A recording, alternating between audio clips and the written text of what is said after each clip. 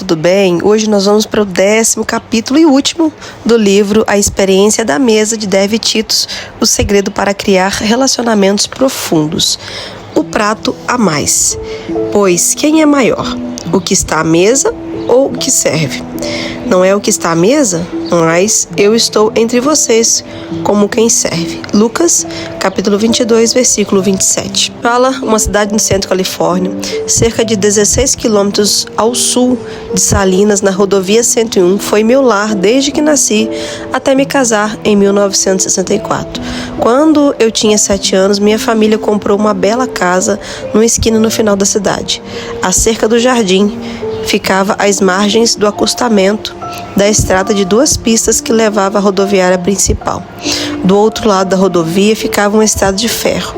Os andarilhos, era assim que os chamávamos, andavam de trem e desciam em nossa cidadezinha.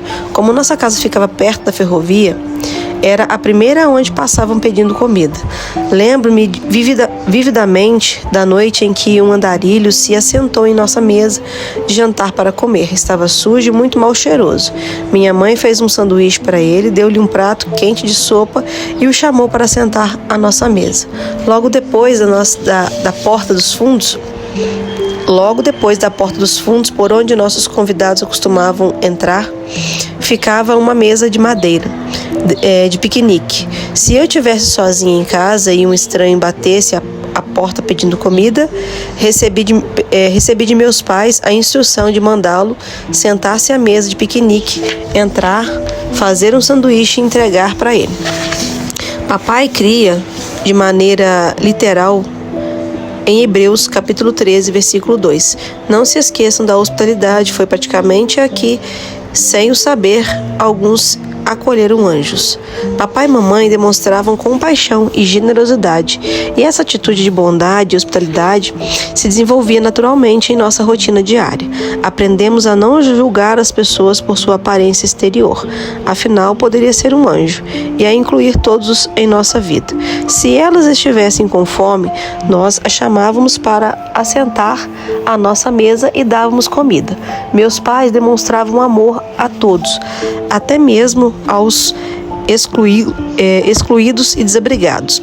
Esse exemplo de hospitalidade teve uma influência tremenda sobre meu irmão e sobre mim. Além de darmos comida a estranhos que batiam à nossa porta, lembro-me bem de papai trazendo para a nossa mesa o bêbado da cidade.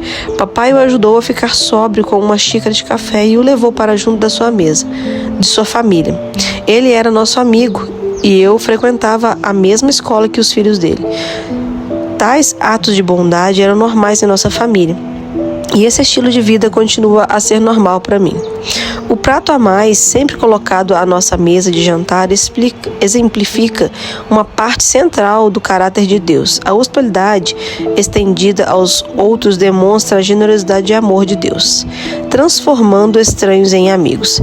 Na Bíblia, Deus nos lembra da importância de praticar a hospitalidade. Romanos, capítulo 12, versículo 13, nos manda: compartilhe o que vocês têm com os santos em suas necessidades. Pratiquem a hospitalidade. Em 1 Pedro, capítulo 4, versículo 9, recebemos a ordem: sejam mutuamente hospitaleiros sem reclamação. Em 3 João, capítulo 8, o apóstolo conclui: é, pois, nosso dever receber com hospitalidade irmãos como esses, para que nos tornemos cooperadores em favor da verdade. A palavra grega philoxenos é traduzida em português hospitalidade.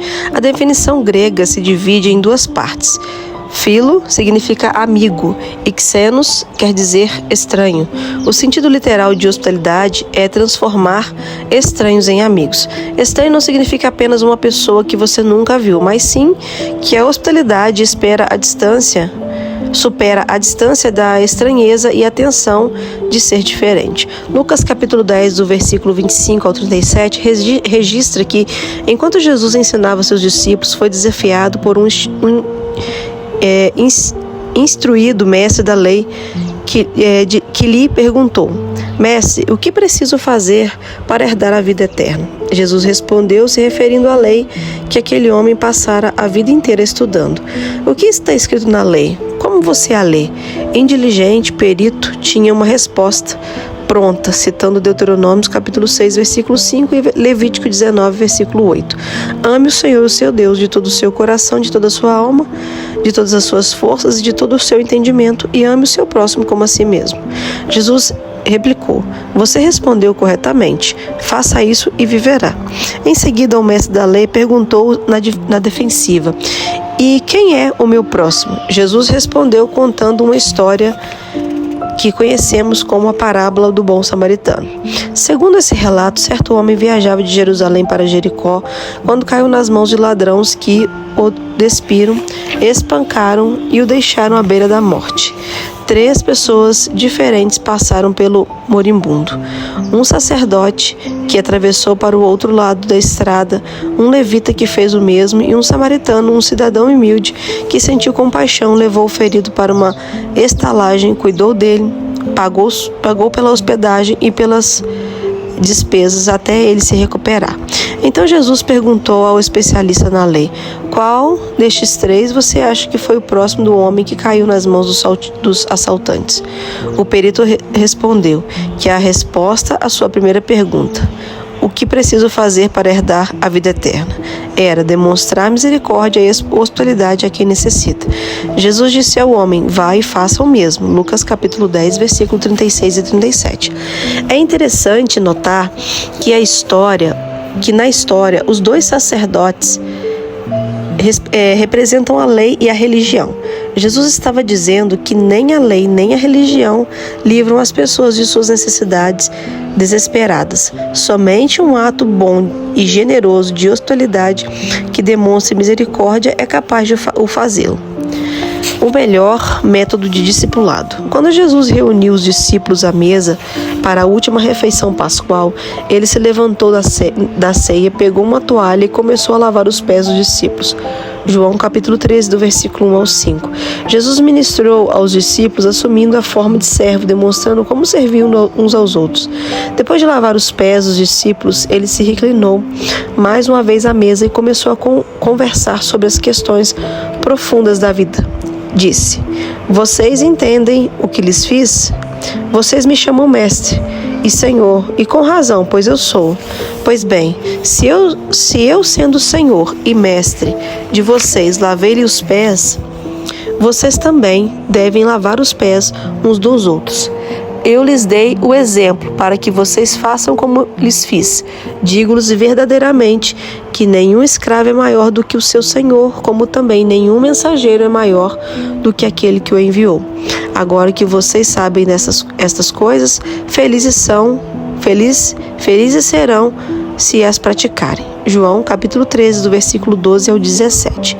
Esse ensino foi sucedido por uma conversa interativa, com perguntas e respostas, esclarecimentos e debates estimulantes. Tudo ocorreu à mesa, enquanto Jesus e os discípulos comiam. Para Larry e para mim, convidar pessoas à nossa casa é o método preferido de fazer discipulado e para ser a maneira bíblica também. Quando outros vêm ao nosso lar para fazer uma refeição, esperamos não só que aprendam nas conversas à mesa, como também que consigam observar um modelo de vida cristã exemplificado por nós 2. Desejamos que nossos convidados tenham a oportunidade de ver como interagimos em nosso relacionamento conjugal. Queremos que eles presenciem a atmosfera de amor, paz e alegria que permeia o ambiente. Nosso sistema de valores precisa ser vivido na presença deles, de modo que possam experimentar um modelo de semelhança a Cristo. Muitos anos atrás, fui convidada para pregar numa igreja em Detroit. Depois que o culto terminou, um homem jovem, sua esposa e filho em idade pré-escolar se apresentaram para mim. O marido me fez lembrar que fora hóspede em nossa casa 8 anos antes, com um grupo de homens a quem meu esposo convidara. Com um enorme sorriso no rosto, o jovem pai disse que ele e a esposa baseavam seu estilo de vida e seu lar nos 2 dias que havia passado conosco. Vários pratos a mais foram colocados à nossa mesa naquele final de semana. O que eu não sabia era que depois de cada refeição aquele jovem ligava para a noiva a fim de relatar a experiência à mesa, como ela fora arranjada e o que comemos. Foi a primeira vez que ele ficou numa casa como a nossa, que demonstrava hospitalidade recebendo estranhos. Ele contou que só se lembra de ter comido à mesa com sua família na infância 3 vezes e todas elas eram datas comemorativas. Durante essas refeições, ainda menino, ele pensava: eu queria que todo dia fosse uma data comemorativa para que pudéssemos comer juntos. Aquele desejo cresceu dentro dele enquanto foi hóspede em nossa casa e agora, com o primeiro filho, ele e a família comem à mesa regularmente. Eles amam dividir a mesa com outras pessoas, assim como compartilhamos a nossa com ele. Já mencionei que a hospitalidade supera a distância da estranheza e as tensões das diferenças. Esse jovem, além de ser alguém a quem não conhecíamos, considerava nossas maneiras estranhas a ele. O ato de dividir um prato extra à mesa diminui as diferenças e começa a unir um coração ao outro. Convidar alguém para comer em sua casa cria tempo de qualidade e uma oportunidade para um longo diálogo focado. O encontro em lugares públicos impede muitas vezes que os relacionamentos passem para um nível mais profundo. Contudo, com um prato a mais e o encontro em sua casa, a conversa parte para o nível mais pessoal. As interrupções do garçom e a intrusão da privacidade no lugar público mantém a conversa num nível superficial. O nível mais profundo de diálogo que ocorre em casa, em volta da mesa familiar, permite que a pessoa expresse emoções honestas, dores pessoais, desafios, vulnerabilidades e crises presentes. Não faz muito tempo, nosso querido amigo Scott, que morou conosco durante 2 anos, partilhou comigo acerca de sua experiência em nosso lar e à mesa. Cresci num lar extraordinário com os pais que me enchiam de amor e cuidado. Lá no fundo eu sabia que estava sendo separado para algo e que provavelmente tinha dons em muitas áreas. Pode-se dizer que eu era o típico exemplo de uma vida intocada, ainda não descoberta. Precisava de um lar seguro para me desenvolver e liberar meu potencial. O lar de Larry e Dev foi o refúgio perfeito durante essa época de descobertas. Dev criava um ambiente amoroso e hospitaleiro. Larry derramava sabedoria sobre mim. Depois de terminar o bacharelado no estado de Washington, vendi e dei quase tudo que tinha e coloquei meus pertences no pequeno carro da época de universitário. Dirigi até a casa de Larry e Dev em Houston, Ohio, onde fiquei por 2 anos. Em todo o tempo que passei com eles, observei, ouvi, aprendi e segui. Ou seja, fui um discípulo. Os princípios que eles ensinavam eram profundos. Começaram a mudar e a desafiar o âmago de meus atos e pensamentos. Aprendi a amar as pessoas de maneira mais intensa e também apoiar e discipular outros. Embora eu já fosse uma pessoa salva, precisava de uma alavanca. Queria ter uma vida significativa, cheia de propósito. Tinha o desejo de fazer a diferença, mas não fazia ideia de como isso poderia se tornar realidade. Minhas experiências no lar de Larry e Dev e em volta da mesa deles foram cruciais para me ajudar a me encontrar em meu chamado. Agora sigo em frente na direção certa, fazendo aquilo que sinto que Deus me criou e chamou para fazer. O tempo que Scott passou em nosso lar e em volta da mesa ofereceu a ele um ponto de contato para incentivá-lo e alavancá-lo ao sucesso. Quando Scott entrou em nossa garagem no dia de sua chegada, Larry o recebeu com um abraço e o apresentou a mim. Ele era um estranho. Aquele estranho se tornou amigo e depois um parente. Scott se casou com nossa neta e é pai de nosso primeiro bisneto. Mal sabíamos que estávamos orientando o futuro marido da nossa neta. Sou tão grata por havermos aberto nosso coração a ele. Servir os outros é um valor da família. Como já mencionei, colocar um prato a mais na mesa em minha infância não era incomum, nem no lar que Larry e eu formamos. Nossos filhos mal se lembram de jantares em família, só com nós 4. Quase sempre tínhamos um prato a mais na mesa para um convidado. Criei o hábito de fazer mais comida do que o necessário para minha família. Dessa forma, alguém poderia comer conosco, sem ser necessário avisar com antecedência. Meu marido ama as pessoas e gosta de trazer gente para casa com ele. Uma vez que a demonstração de hospitalidade era comum na casa de meus pais, achei fácil criar esse tipo de ambiente para Larry. Um aspecto distintivo da eficácia pastoral de Larry é que ele constrói relacionamentos individuais e capacita as pessoas para uma vida melhor, convidando-as para entrar em nossa vida a fim de ver como uma família cristã interage. Ele é modelo de um cristianismo verdadeiro para as pessoas de forma muito real. Embora nossas igrejas tenham crescido bastante, Larry nunca parou de chamar convidados para o nosso lar. Dezenas de pessoas já moraram conosco e centenas passaram vários dias em quase 50 anos de casamento. É por isso que eu achei tão fácil e natural criar a mansão de mentoria e convidar 8 mulheres para passar 4 dias comigo, a fim de aprenderem como transformar o lar num santuário de amor e num refúgio de paz. Com frequência, outros me dizem: não é difícil? Dá tanto trabalho preparar comida para 8 mulheres 3 vezes por dia durante 4 dias? Isso me parece fatigante. Como você consegue? Para mim, a mentoria não é um programa que criei, mas sim um estilo de vida de hospitalidade, convidando outras pessoas a entrarem em minha casa. O prato a mais enriquece nossa vida. Enquanto me preparava para ministrar uma conferência, estava em busca de uma história pessoal para ilustrar a ideia principal. Eu falaria sobre a importância de construir memórias para que as gerações futuras possam conhecer a bondade de Deus em nossa vida. Decidi ligar para nosso filho, Aaron, e fazer uma pergunta.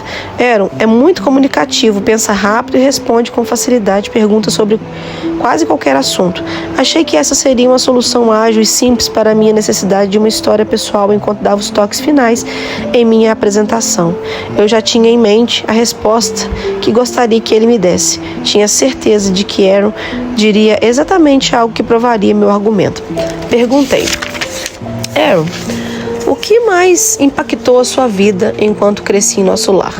Tinha certeza de que ele falaria nas refeições elaboradas que eu preparava em feriados ou nos pratos prediletos que eu cozinhava para ele, mas não foi nada disso. Sem hesitar, Aaron disse: isso é fácil, mãe. Foram as pessoas que recebemos em nosso lar. Ele prosseguiu falando das pessoas de quem se lembrava. Os estranhos se tornaram amigos dele. Você e papai convidavam ex-presidiários e missionários, cientistas e pregadores, pessoas de todas as raças e grupos étnicos. Algumas eram mais simples e outras muito sofisticadas. A diversidade de pessoas que vocês recebiam em casa causou grande impressão em mim. Cada uma delas contando sua história. Ao redor da mesa aprendi lições das quais nunca me esquecerei. É verdade, as pessoas únicas que comeram à nossa mesa enriqueceram nossa vida de muitas formas. Jesus disse que quando colocamos um prato extra para o menor dentre esses, é como se ele mesmo se assentasse conosco. Mateus 25:40, capítulo 25, versículo 40. A presença de Jesus abençoou nossos convidados e moldou os valores de nossos filhos, essencial para a liderança bíblica. Em sua primeira carta a Timóteo, Paulo instrui o jovem pastor acerca das qualificações necessárias para um bispo ou supervisor da igreja. A hospitalidade é citada junto às outras com outras características muito valorizadas. É necessário, pois, que o bispo seja irrepreensível, marido de uma mulher só, moderado, sensato, respeitável, hospitaleiro e apto para ensinar. Não deve ser apegado ao vinho, nem violento, mas sim amável, pacífico e não apegado ao dinheiro. 1 Timóteo, capítulo 3, versículo 2 e 3. Quando nos casamos, Larry já era ministro em um tempo integral. Eu sabia que a hospitalidade era algo que eu deveria praticar para não desqualificá-lo a ser líder da igreja. Compreendi que poderia atrapalhar a eficácia de seu ministério caso me recusasse a estar preparada para levar pessoas para o nosso lar a qualquer momento. Por isso separei uma prateleira em nossa despensa com alimentos preparados a fim de poder fazer refeições rápidas para visitas inesperadas. Eles ficavam reservados para emergência e não eram usados nos cardápios do dia a dia. Por exemplo, embora eu tivesse o costume de preparar o próprio molho para massas, em nossa despensa sempre havia um molho de tomate pronto. Eu também estocava sopas só para um pudim, mistura pronta para brownie e bolo e assim por diante. Demonstrar hospitalidade não é o mesmo que receber pessoas em casa. Receber pessoas em casa é convidar visitas para se mostrar, exibindo como você cozinha bem e como é linda a porcelana que ganhou de herança da família. É mais do que jantar e assistir a um filme. Em vez disso, a hospitalidade é uma atitude do coração. É transformar estranhos em amigos. Sua atitude deve refletir o desejo sincero de aquecer o coração e renovar o espírito daqueles que se servem em seu prato a mais, seja ele de plástico, papel ou porcelana fina. Tal atitude se demonstra em tudo que você faz e diz enquanto seus convidados estão presentes, dispensando-lhes atenção total. Conversa agradável. As conversas com seus convidados devem ser positivas e edificantes. O apóstolo Paulo instrui: sejam sábios no procedimento para com os de fora. Aproveitem ao máximo todas as oportunidades. O seu falar seja sempre agradável e temperado com sal para que saibam como responder a cada um. Colossenses capítulo 4, versículos 5 e 6. Não consigo pensar em nada mais triste do que uma pessoa negativa, reclamadora e rabugenta. Durante anos, enquanto lia essa passagem, pensava que se referia a não reclamar por ter convidado alguém para ir à sua casa. Então pensava: por que eu convidaria pessoas para vir a meu lar e depois reclamaria por tê-las aqui? Isso não faz o menor sentido. Então percebi que o texto está nos orientando quanto ao tipo de conversa que devemos planejar quando convidamos outros para a nossa mesa. Trata-se de uma oportunidade para edificar e fortalecer as pessoas. Desde que são recebidas à porta, nosso falar deve começar a temperar a noite, como se toda a experiência fosse uma refeição em si. Gosto de pensar no diálogo antes do jantar, como um aperitivo, o início do rumo da conversa que será servida a seus convidados enquanto eles estiverem com vocês. A Bíblia nos lembra de que quando estamos com pessoas de fora, gente que não faz parte da nossa família, nem do grupo de amigos íntimos, devemos aproveitar esses momentos e maximizar nossa oportunidade de fazê-las sentirem-se especiais. Efésios capítulo 4, versículo 29. Orienta: nenhuma palavra torpe saia da boca de vocês, mas apenas a que for útil para edificar os outros, conforme a necessidade, para que conceda graça aos que a ouvem. A conversa agradável, temperada com graça, nos leva a escolher as pessoas com sabedoria e só dizer coisas que despertem o melhor das pessoas com quem estamos falando. Estender graça com as palavras pode ser o mesmo que fazer um favor não merecido. Dizer palavras de cortesia às pessoas descorteses. É assim que a graça funciona. Você tem o poder e a posição ao servir seus convidados de melhorar a autoestima e a confiança deles. As Escrituras nos instruem a buscar dons com dedicação para edificar e confortar os outros. 1 Coríntios capítulo 12, versículo 31. Quando fazemos isso, algo profundo e sobrenatural acontece no coração dos convidados. Podemos prever o que ocorrerá na vida deles. Esperança, felicidade, amor e paz. Tudo isso pode acontecer quando colocamos um prato a mais e escolhemos nos concentrar na bênção daqueles que compartilham a mesa conosco. Nossa experiência de jantar aos domingos. Inerente à prática da hospitalidade, encontra-se a demonstração de um valor pessoal, o valor do serviço. Como praticávamos esse valor no lar, nossos filhos e netos são envolvidos em servir os outros. O caráter deles foi moldado enquanto participavam do preparo do nosso jantar aos domingos. Aos domingos eram dias agitados em nossa casa. Como Larry era pastor titular em tempo integral, chegávamos à igreja antes de todos. Nos primeiros anos de nosso ministério, nós dois éramos professores da escola dominical. Larry dirigia o louvor, eu tocava órgão, nós ensaiávamos o coral e ele pregava. Depois voltávamos à igreja para o culto da noite. Não era uma mera repetição do que ocorria pela manhã, mas tratava-se de um momento único de adoração no qual Larry pregava outro sermão, durante mensagens todos os domingos. 2 mensagens todos os domingos. Pessoas que iam a outras igrejas nos domingos de manhã frequentavam nossos cultos à noite. Nosso templo ficava lotado com mais de 1000 pessoas. Era nesse culto que cantava nosso coral de jovens com 100 vozes. Quando eles cantavam, parecia que o teto ia se erguer. Seu louvor era glorioso. Quando o culto terminava, era tarde e as crianças precisavam dormir, pois teriam aula no dia seguinte. Com essa agenda, pode parecer que nosso jantar de domingo se perderia em meio à responsabilidade do dia.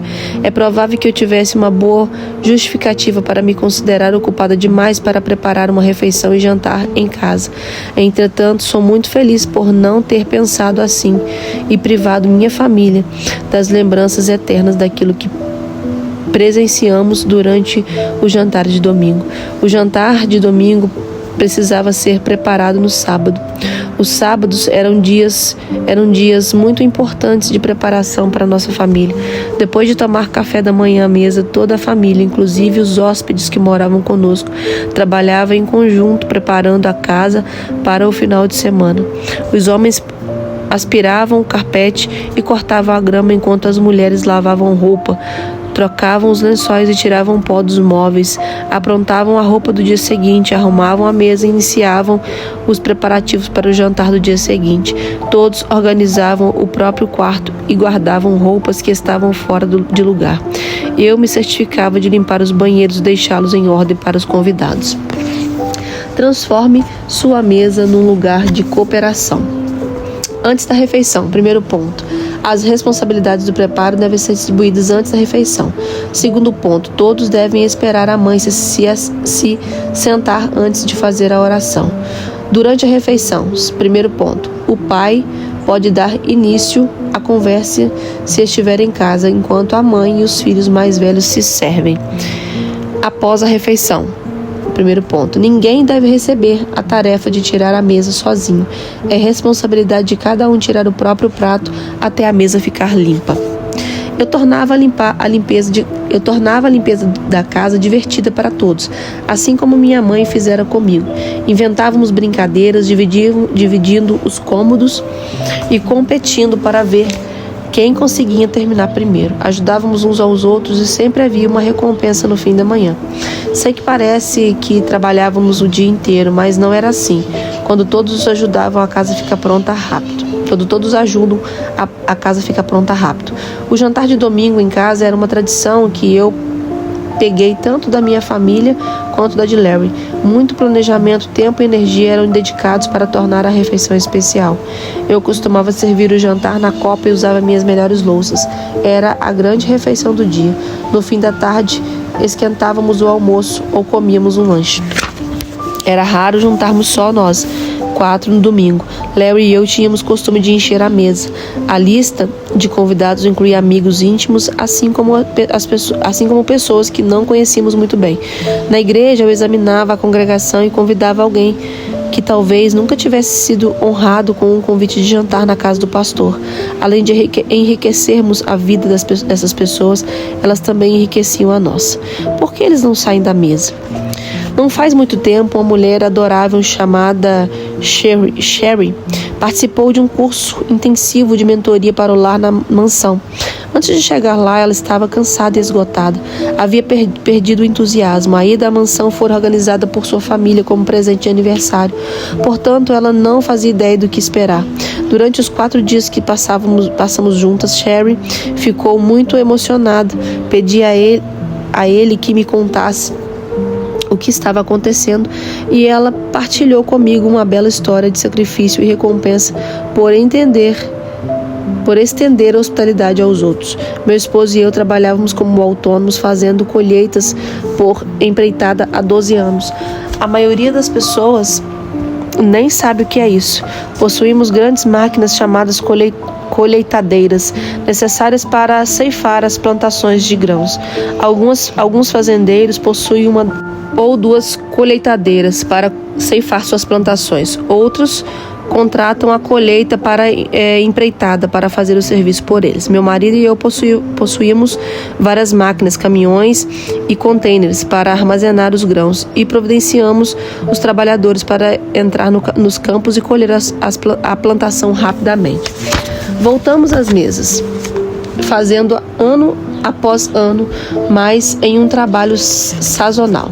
Começamos em maio e terminamos em novembro. Como não podemos oferecer serviço o ano inteiro, cada temporada começa em novos funcionários. Muitos homens vão e vêm, homens dos Estados Unidos, da Nova Zelândia e até da África do Sul.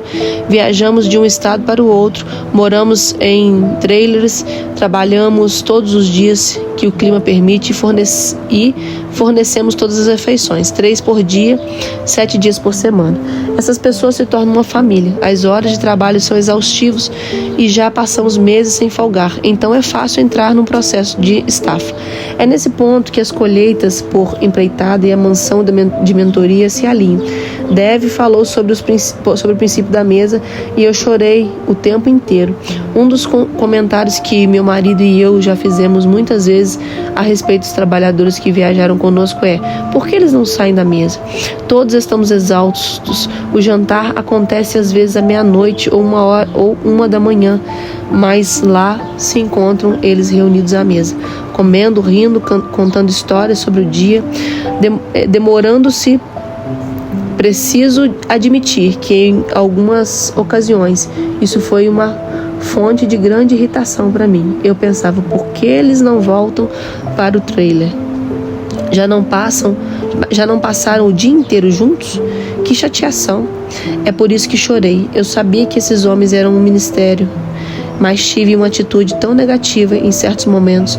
Eles não sabiam de nada. Eu mantinha um sorriso no rosto, procurava preparar boas refeições e interagir com gentileza.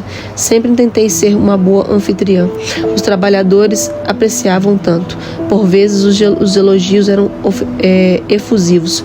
Eles pediam à família que me enviasse presentes de sua terra natal, como livros de culinária, panos de prato, jogos americanos com fotos de paisagens da região e receitas favoritas. Já ganhei bijuterias feitas de conchas, meias dos times preferidos de cada um, estatuetas, cartões e todo tipo de expressão de agradecimento. Como pude ser tão cega quanto à importância de meu trabalho? Já ouvi muitas histórias de partir o coração contadas por esses homens, a maioria deles na casa dos 20 anos. Um rápido comentário sobre ser deixado no carro a noite inteira quando criança, enquanto o pai estava no bar. Um acontecimento comum em que o menino recebia uma coca e um pacote de salgadinhos e permanecia dentro do automóvel por horas. Há também comentários de uns para os outros sobre como lidaram com o divórcio dos pais. Como reflito sobre algumas das coisas que aqueles homens compartilharam, percebo como nossa mesa é profunda. Quantas fotos temos de aniversário que tentamos fazer porque eles ficam tão distantes de casa e da família. Mas a verdade é que eu já estava cansada de fazer tudo isso. Desenvolvi uma atitude negativa. Pensava: estou cansado de ter tanto trabalho. Fiquei pensando no jovem que deixou o trabalho de uma hora para outra este ano. Ele é da Nova Zelândia e tem pouco mais de 20 anos. O rapaz bebia e estava se envolvendo em problemas. Esses foram os boatos que ouvimos depois. Ele bateu a porta de meu trailer e disse que estava esperando um táxi para levar ao aeroporto. Deu-me um abraço, seus olhos se encheram de lágrimas e disse que eu era a pessoa mais bondosa que ele já conhecera. Como assim? Pensei. Ele mal me conhecia. Não havíamos interagido muito. Eu só cozinhava para ele durante os 3 meses anteriores. Eu o via, junto com cerca de outras 20 pessoas. Na hora das refeições, o que o fez achar que eu era tão bondosa? Seria uma presença além da minha? Alguém que ele não reconhecia, não conseguia identificar, mas sentia? Alguém que aceitava ou amava? E amava o pão da presença, o próprio Jesus Cristo. Nunca verbalizei isso, mas eu costumava pensar que fora rebaixada na vida. Eu havia sido uma profissional dos 20 aos 30 anos, trabalhei numa empresa de contabilidade, setor petrolífero, para uma grande companhia de petróleo na Califórnia. Meu marido trabalhava em outra petrolífera e foi transferido para o Kansas. Por causa da transferência, voltei para a faculdade e me tornei enfermeira. Foi essa profissão que deixei para ajudar meu marido a fazer o que ele ama. Colheitas por empreitada. Agora minha função é auxiliar meu esposo. Sempre trabalhei para ajudá-lo, sem me dar conta da importância do meu papel. Foi isso que Deus me revelou durante o ensino do princípio da mesa. Pretendo me esforçar para lembrar que eu cozinho para Jesus e sempre o convidarei para participar da mesa. Experientes iguais bebês. A boa hospitalidade inclui planejamento e preparo, assim como a espontaneidade. De qualquer modo, esteja de prontidão para dizer: estou feliz por ter você aqui. A hospitalidade generosa era um valor estimado na Igreja do Novo Testamento. Trata-se de uma qualidade listada entre as características essenciais para os bispos e para as viúvas que seriam sustentadas pela Igreja.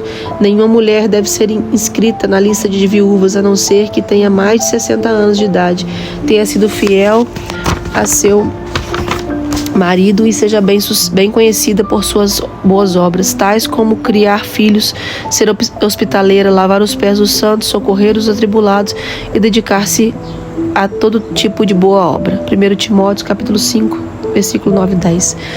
3 das qualidades citadas incluem atos de bondade e serviço: ser hospitaleira, lavar os pés dos santos e socorrer os atribulados. A dedicação a todo tipo de boa obra significa que preciso trabalhar para se doar aos outros de maneira transformadora para a vida deles. Uma ótima fórmula para criar uma lista de convidados é incluir pessoas com quem você pode aprender. Experientes, pessoas que se encontram numa fase de vida semelhante à sua, iguais, e pessoas que podem aprender de você, bebês. Esse tipo de grupo sempre interagem bem, tem muito a conversar e a contribuir uns com os outros. A vida de todos é enriquecida quando a festa termina.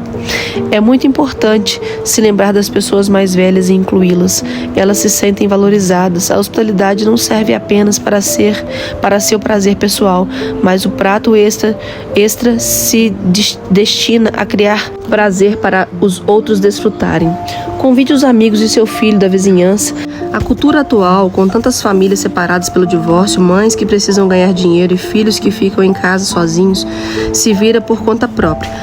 Proporciona uma ótima oportunidade para você colocar um prato a mais na mesa e convidar os filhos e os vizinhos para ficarem jantar.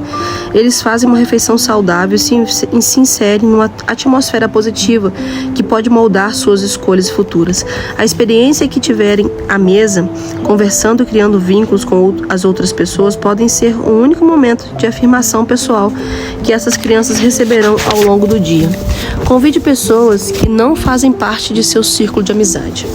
Morávamos em nossa casa havia 5 anos e nunca tínhamos feito uma festa de Natal para nossos vizinhos. Nessa época do ano, nosso tempo era consumido por atividades na igreja. Festas para funcionários e cantatas do coral. Eu não tinha tempo para planejar uma festa de Natal para os vizinhos e outra para a nossa equipe de colaboradores. Criamos o costume de dar um jantar de agradecimento aos colaboradores da igreja em nossa casa na época de Natal. Naquele ano, em especial, Larry e eu explicamos para a equipe que não daríamos uma festa para eles. Em vez disso, queríamos demonstrar hospitalidade aos nossos vizinhos.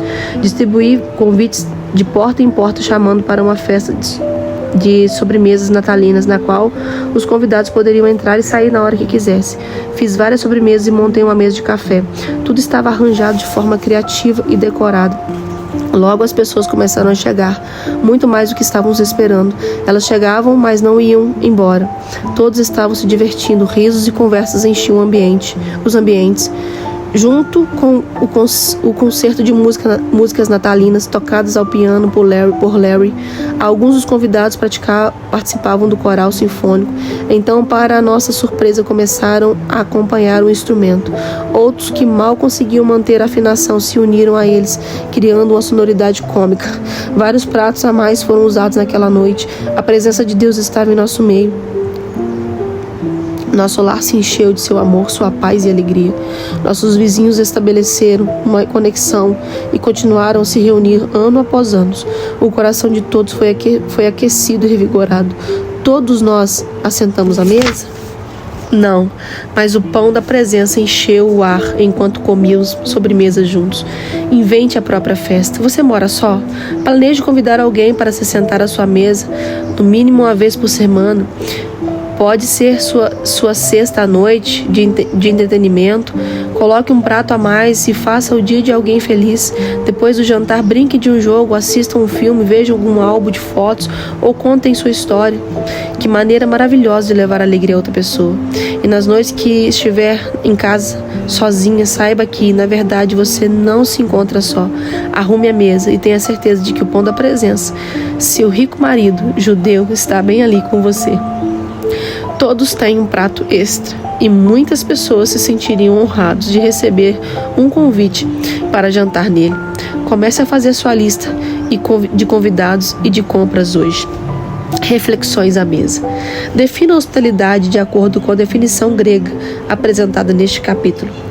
2. Que exemplo Jesus deu para seus discípulos na última ceia? 3. Quem é mais valorizado, aquele que serve ou o que é servido? 4. O que significa ter um falar sempre agradável? Dê um exemplo. 5. Recorde uma história pessoal de uma ocasião em que sua vida foi impactada porque alguém colocou um prato a mais para você. Conclusão. A experiência da mesa é a fusão da minha experiência de vida, paixão e conquista atual. Tenho a convicção de que algo que transcende nosso entendimento acontece na alma humana quando comemos juntos. Neste livro, aliei conhecimento científico com insígnios bíblicos para mostrar a você a transformação que experimentamos quando fazemos refeições juntos. Imagino que possa haver diferenças em nossas interpretações teológicas. Este livro não tem intenção de ser um comentário bíblico. Minha esperança, porém, é que você tenha adquirido uma nova convicção que a leve a se reunir regularmente à mesa com as pessoas com quem você deseja estabelecer uma conexão. Cada alma humana tem sutilezas únicas. Cada um de nós foi formado de uma maneira singular no ventre materno. Nossa personalidade varia, assim como o formato do corpo. Somos diferentes em todos os aspectos. Nem todos os homens são iguais, e o mesmo que se pode dizer das mulheres. Não temos os mesmos números de fios de cabelo na cabeça. Contudo, há uma coisa que todos compartilhamos: a necessidade de criar vínculo. Fomos criados de maneiras únicas e maravilhosas. Como meu marido costuma dizer, eu sou extraordinário e você é incrível. Séculos de pesquisas continuam a revelar o valor profundo do vínculo e ajudam a esclarecer a compreensão crescente das emoções humanas. Uma década recente de estudos mostra os resultados de comer juntos numa atmosfera positiva e edificante no desenvolvimento da confiança pessoal e na operação de milagres no coração humano, estabilizando as emoções e criando vínculos. Creio no desejo de Deus de se conectar com sua criação. É por isso que Jesus disse: eis que estou à porta e bato. Se alguém ouvir a minha voz e abrir a porta, entrarei e cearei com ele e ele comigo. Apocalipse 3:20. Como vimos neste livro, jantar com alguém é se conectar com essa pessoa. Em outras palavras, Deus está dizendo que quer criar um vínculo com você. A experiência da mesa com seu cônjuge, seus familiares, amigos e colegas, até mesmo com seus inimigos, tem potencial para começar a unir os corações humanos de maneira inovadora e profunda, criando uma conexão espiritual, um vínculo que as circunstâncias da vida não são capazes de destruir. Durante as refeições, corações feridos se curam, corações tristes se alegram, corações deprimidos adquirem uma nova visão e corações divididos encontram paz. A experiência da mesa revela o potencial secreto dentro de cada pessoa para expandir o coração e a conexão por causa da presença em nosso meio enquanto comemos. O pão da presença, a obra sobrenatural de Deus, realizando aquilo que somos incapazes de alcançar sozinhos. A experiência da mesa une os relacionamentos humanos. Face a face, nossos corações se conectam. Meu desejo é incentivá-lo a arrumar a sua mesa num ato de fé, pois a presença sobrenatural e redentora daquele que se encontra com você ali cuidará do resto. Ilha, né? Que bênção! Conseguimos finalizar esse lindo livro de Dev Titus. Me emocionei bastante com ele e aprendi muita coisa. Espero que tenha acontecido assim também na sua vida. Que o Senhor te abençoe e já estaremos lendo mais um livro para a glória de Deus. Um abraço, Deus abençoe.